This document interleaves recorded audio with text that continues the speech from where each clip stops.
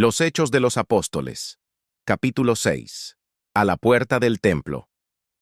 En la aurora de la iglesia, cuando el eco de la ascensión de Cristo aún resonaba en los corazones de sus discípulos, un nuevo capítulo de poder y prueba estaba a punto de escribirse. Los apóstoles, hombres que habían caminado junto al Maestro, ahora enfrentaban un mundo sin su presencia física. Su sensación de pérdida y debilidad humana era palpable. Pero en ese vacío no encontraron desesperación, sino una verdad fundamental. Su única fortaleza residía en una dependencia total y absoluta de Cristo. Comprendieron que no eran ellos los portadores del poder, sino los canales a través de los cuales el poder del Salvador resucitado fluiría. En su debilidad se aferraron a su unión con Él, reconociendo que solo en su nombre podrían continuar la obra que Él había comenzado. Esta dependencia no era una muleta, sino la fuente misma de su audacia, el combustible que encendería una llama destinada a iluminar el mundo entero.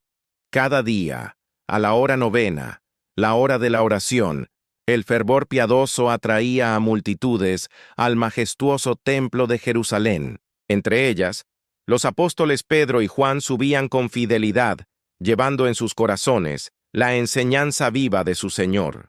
Pero en la entrada, conocida como la Puerta Hermosa, yacía una estampa de miseria humana. Un hombre, cojo desde el vientre de su madre, era depositado allí diariamente. Su existencia se había reducido a una súplica constante, una vida sostenida por la caridad de los que entraban a adorar. Al ver pasar a Pedro y a Juan, les pidió una limosna, esperando simplemente otra moneda para sobrevivir otro día. Pero ese día recibiría algo infinitamente mayor que el oro o la plata. Pedro fijó sus ojos en él, y con una autoridad que no era suya, le dijo: «Míranos». El hombre les miró atentamente, esperando recibir algo. Pero las siguientes palabras cambiarían su vida para siempre. El milagro en la Puerta Hermosa estaba a punto de desplegarse, no como un acto de poder humano, sino como una demostración inequívoca de que el poder sanador de Cristo seguía obrando, vivo y potente, a través de aquellos que se entregaban a Él. Pedro, sin poseer riquezas terrenales, le ofreció el tesoro más grande del universo. «No tengo plata ni oro», declaró, «pero lo que tengo te doy». Y entonces pronunció las palabras que resonarían a través de los siglos, un decreto de restauración divina. «En el nombre de Jesucristo de Nazaret, levántate y anda». Este no era un mero conjuro o una fórmula mágica, era una declaración de fe absoluta en la autoridad y el poder supremo inherentes al nombre de Jesús. Ese nombre, el mismo que había sido despreciado y clavado en una cruz, era ahora invocado como la fuente de vida y sanidad. Al tomarlo de la mano derecha, Pedro no actuó con su propia fuerza, sino como un instrumento de la gracia divina. Al instante, los pies y tobillos del hombre, inútiles durante más de 40 años, recibieron vigor. Se puso en pie de un salto, caminó, y entró con ellos en el templo, andando y saltando y alabando a Dios. La fe en el nombre de Jesús había traído una restauración completa y visible, un testimonio viviente del poder del Mesías resucitado. La multitud que había visto al cojo mendigar durante años quedó atónita.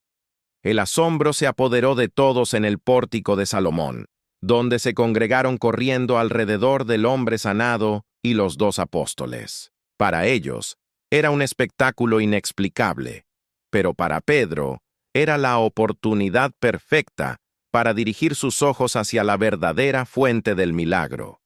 Con una valentía forjada en el fuego de Pentecostés, se dirigió a la multitud, no para recibir gloria, sino para darla a quien correspondía. «Varones israelitas, ¿por qué os maravilláis de esto? ¿O por qué ponéis los ojos en nosotros, como si por nuestro poder o piedad hubiésemos hecho andar a éste?» Sin temor, Pedro proclamó la cruda verdad ante la misma gente que semanas antes había pedido la crucifixión de Jesús. Les recordó que el Dios de Abraham, de Isaac y de Jacob, el Dios de sus padres, había glorificado a su Hijo Jesús, a quien ellos entregaron y negaron. El milagro no era obra de Pedro y Juan, sino del poder de aquel a quien ellos crucificaron.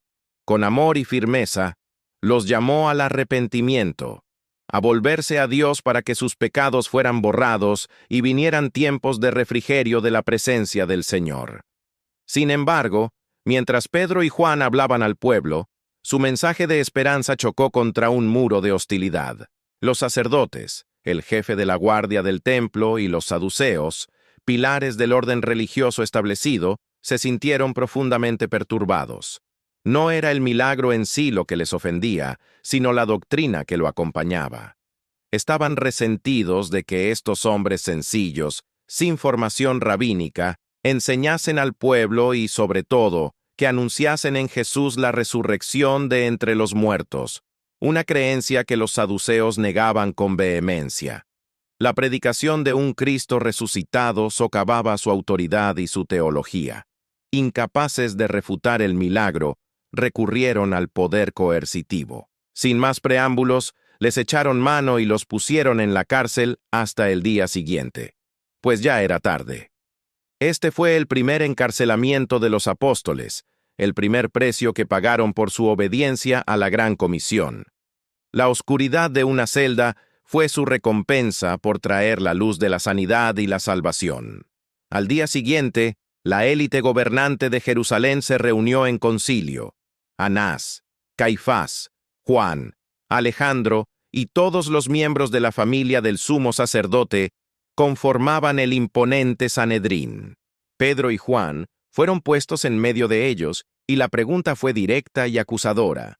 ¿Con qué potestad o en qué nombre habéis hecho vosotros esto? Esperaban intimidarlos, silenciarlos, pero en lugar de miedo, encontraron una audacia sobrenatural. Pedro, lleno del Espíritu Santo, se levantó y habló con una claridad y un poder que desarmaron a sus acusadores. No negó el hecho, sino que lo proclamó con orgullo.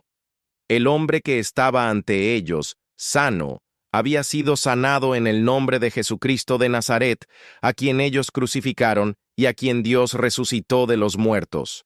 Luego, citando las Escrituras, declaró que Jesús era la piedra reprobada por los edificadores que había venido a ser cabeza del ángulo, y culminó con una de las afirmaciones más trascendentales de la historia humana. Y en ningún otro hay salvación, porque no hay otro nombre debajo del cielo, dado a los hombres, en que podamos ser salvos. Los miembros del Sanedrín quedaron perplejos. Observaron la confianza y la elocuencia de Pedro y Juan, hombres que sabían que eran del vulgo e indoctos, pescadores sin formación teológica formal. Pero había algo inconfundible en ellos, una autoridad, una paz y un amor que no provenían de la erudición humana.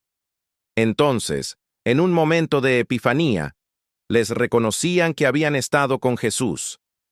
Vieron en los discípulos el reflejo de su Maestro, el poder que sanaba, la humildad que desviaba la gloria y el amor que buscaba la salvación de sus propios acusadores, eran el sello inconfundible de Cristo.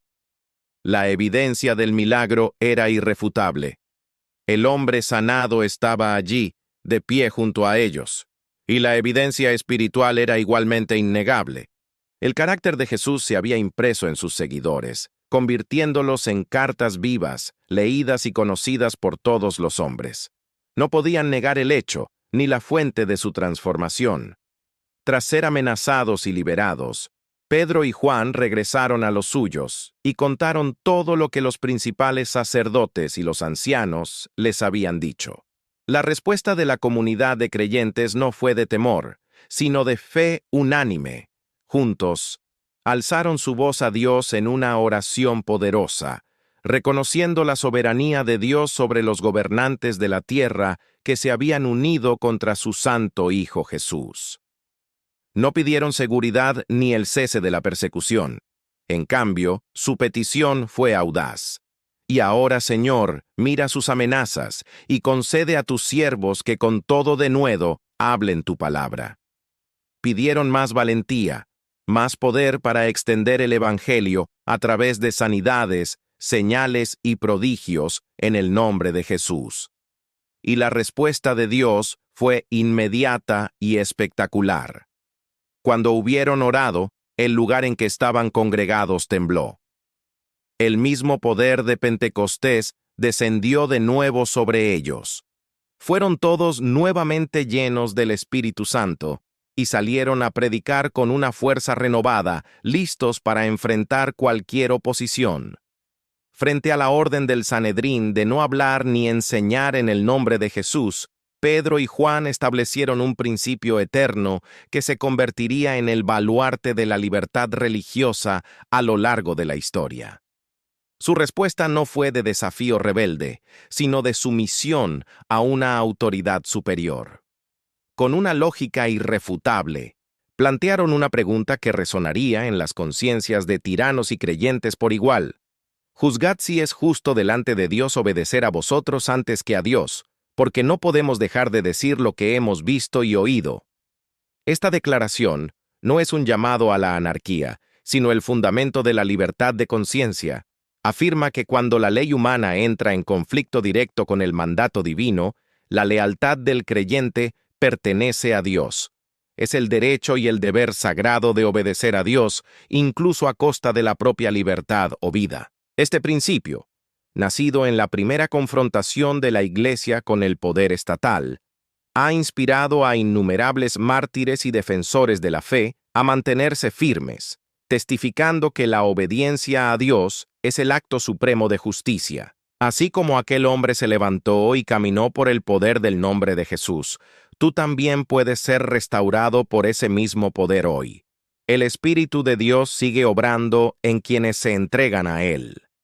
Si este mensaje te inspiró, no olvides darle like, suscribirte y compartir este video para que más personas conozcan el poder del Evangelio. Síguenos para descubrir cada capítulo de los Hechos de los Apóstoles, contados como nunca antes.